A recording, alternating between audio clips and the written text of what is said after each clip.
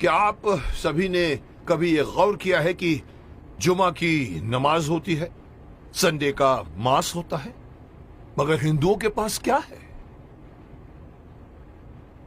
जुमा के दिन मुस्लिम लोग पूरे देश भर में मस्जिदों में जाकर नमाज पढ़ते हैं। क्रिश्चियन लोग हर संडे को अपनी फैमिली को लेकर चर्च में जाकर मास करते हैं। हिंदू क्या करता है? किसी ने गौर किया है आज तक?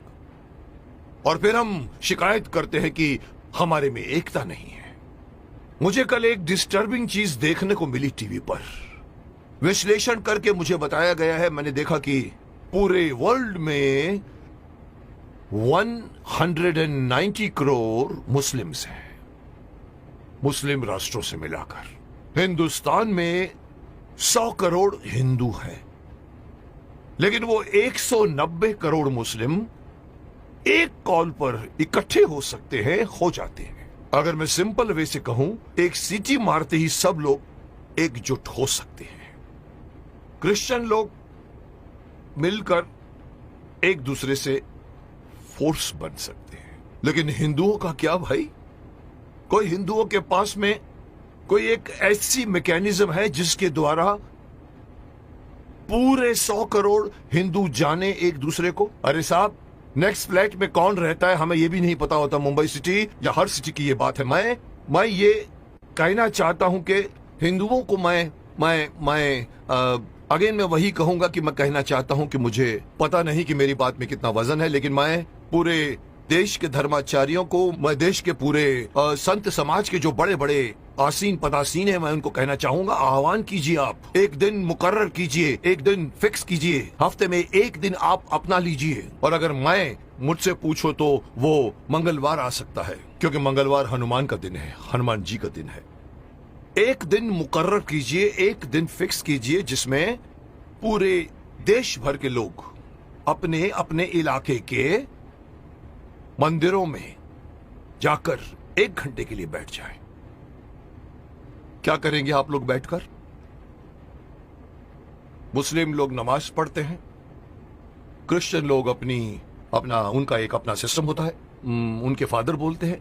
आप लोगों को, हिंदुओं को, कोई सिस्टम बनाने की कोई जरूरत नहीं, कोई आरती नहीं, कोई पूजा नहीं। आप ओमकार नाथ का जाप कीजिए। ओम 1 घंटे तक पूरा, जितने भी लोग, चाहे 50 हो, चाहे 100 हो, चाहे 200 हो, एक साथ मिलकर 1 घंटे तक आप ओंकार नाथ का जाप कीजिए। दूसरा ऑप्शन मैं दे रहा हूं, ओम नमः शिवाय, ओम नमः, इसका पाठ करिए आप 1 घंटे तक, या फिर गायत्री मंत्र का जाप कीजिए।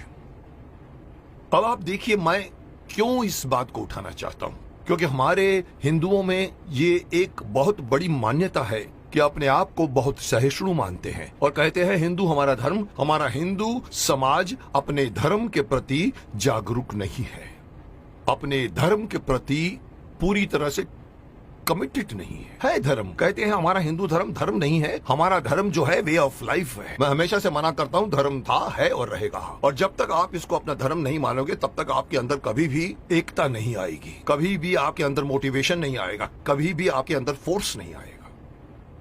इसलिए मैं चाहता हूं कि सारे हमारे पूरे देश में आप इमेजिन कीजिए कि एक साथ पूरे देश में आप एक टाइम फिक्स कीजिए। मेरे हिसाब से रात को 7 से 8 बजे का टाइम फिक्स कीजिए। सब लोग अपना अपना काम छोड़कर अपने नजदीक के मंदिर में जाएं, 1 घंटा बैठें और 1 घंटा बैठ के अपनी सभा होगी, जिसका नाम मैं सजेस्ट करना चाहता हूं। हो सकता है नाम इसका मंगल धार्मिक सभा हो सकती है, या मंगल धार्मिक मिलन हो सकता है, या मंगल धार्मिक मिलाप हो सकता है। आप लोग वहां जाइए। हर हिंदू, मैं अगेन बात करना चाहूंगा, इसमें बौद्ध भी आ जाते हैं, सिख भी आ जाते हैं, जैन भी आ जाते हैं, उनको भी आना पड़ेगा, उनको भी साथ में आना पड़ेगा, क्योंकि 100 करोड़ में उनकी गिनती होती है। उन सब लोगों को अगर ये आदत पड़ जाए, हर मंगलवार रात को 7 से लेके 8 बजे मुझे अपने परिवार वालों को लेकर, साथ में बच्चों को लेकर जाइए और मंदिर में जाके बैठ जाइए। एक मेडिटेशन की तरह से आप लोग बैठकर वहां पर एक सभा कीजिए। उसका नाम मैं देना चाहता हूं मंगल धार्मिक सभा। या मंगल, मांगलिक, मिलाप या कुछ भी नाम रखा जा सकता है। जैसे मुस्लिम कैसे नमाज कहते हैं, क्रिश्चियन उसे मास कहते हैं, आप उसे मंगल मिलाप कह सकते हैं। वहां आइए, आप देखेंगे आपका पूरा देश, आपके पूरे देश के 100 करोड़ हिंदू कितनी जल्दी एक दूसरे के साथ एकजुट हो जाएंगे, जिसका इस वक्त, इस कॉन्टेम्पररी आजकल आप देख रहे हैं जिस तरह के माहौल बन रहे हैं, उसमें हमारे हिंदुओं पर लोग एक तरह से हंसते भी हैं। उनको पता है कि ये लोग कोई मिलने वाले नहीं हैं। लेकिन अगर ये होना शुरू हो जाएगा तो आप सही अपने इर्द गिर्द के लोगों को सिर्फ जानोगे नहीं, पहचानना शुरू कर दोगे।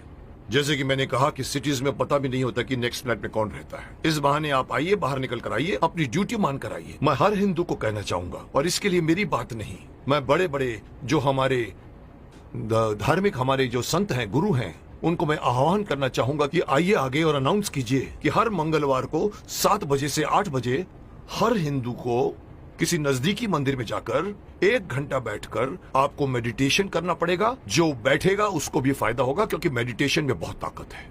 और दूसरा फायदा यही है कि आप लोग मिलोगे, एकता करोगे। और इस वक्त हिंदू समाज का एकता में आना बहुत ही अत्यंत आवश्यक है। मैं नहीं बताना चाहता, लोग सब समझते हैं कि मैं क्या बोलना चाहता हूं, लेकिन हिंदू समाज बटा हुआ है। जुट और नंबर्स में ताकत होती है। ये हिंदू से निकलकर सिख, ये बौद्ध, ये जैन, इस बहाने साथ में आइए, क्योंकि आप पहले हिंदू हैं, उसके बाद में आप सिख हैं, उसके बाद में आप बौद्ध हैं, उसके बाद में आप जैन हैं। मेरी एक छोटी सी गुजारिश है कि मैं अपनी तरफ से सलाह देना चाहता हूं कि देश भर में कुछ ऐसा कानून बनाया जाए। ये कानून के दायरे में हो या पता नहीं धार्मिक दायरे में हो, लेकिन ये किया जाए, और तब जाकर दोबारा कोई ये नहीं कह सकेगा कि 100 करोड़ हिंदू बटे हुए हैं। क्योंकि हर मंगलवार को एक मांगलीय रूप से मिलते हैं और एक दूसरे के साथ आप बातें कीजिए, मिलते रहिए, लोग एक दूसरे को पहचानना शुरू कर दोगे, जो कभी नहीं करते आप। अंत में मैं हर हिंदू को इस बात से आगाह करना चाहूंगा कि अगर आप अपना फायदा चाहते हैं, अपने देश की भलाई चाहते हैं, अपने समाज की, अपने परिवार की भलाई चाहते हैं, तो एक होइए। और इससे आगे बढ़कर एक और बात कहना चाहूंगा कि धर्म को धर्म मानिए, यह मत कहिए कि वे ऑफ लाइफ है। और तीसरी बात, अपने बच्चों को अपने धर्म में इन्वॉल्व कीजिए। मैं अक्सर देखता हूं कि माँ बाप मंदिर में जा रहे होते हैं और छोटे बच्चे मम्मी से कहते हैं कि मम्मी मम्मी मम्मी मेरी सहेली मुझे खेलने के लिए बुला रही है, और माँ कहती है जा मत कीजिए। आप उस बच्चे का हाथ पकड़िए और बोलो चलो इस वक्त मंदिर जाना है। ये हर मुस्लिम करता है, ये हर क्रिश्चियन करता है, हिंदू क्यों नहीं करता? इसी का खामियाजा भुगत रहे हैं आप। बच्चों को बचपन से गीता पढ़ाइए, बच्चों को मंदिर लेकर जाइए। 1 घंटा या जब भी आप मंदिर में जाते हैं, विजिट करते हैं, बच्चों को साथ में लेकर जाइए, ताकि धीरे धीरे वो अपने देवी देवताओं को पहचानना शुरू करेंगे और एक हो जाएंगे। अब कोई मुझसे पूछेगा सर आपकी ये बात क्यों माने हम लोग, आप होते कौन हैं हमें ये बात कहने वाले? तो मैं सिर्फ शक्तिमान का एक डायलॉग आपको बताना चाहूंगा, जिसमें पूछा था कि आप कौन हैं, तो वो कहता है कि ना तो मैं कोई अवतार हूं, ना ही कोई फरिश्ता, बुराई का दुश्मन हूं, सच से है मेरा रिश्ता। दुश्मन मेरे बुरे लोग नहीं, बुराई है। अगर बात मेरी मानोगे तो इसमें तुम्हारी भलाई है। तो आपकी भलाई के लिए कह रहा हूं, मान जाइए।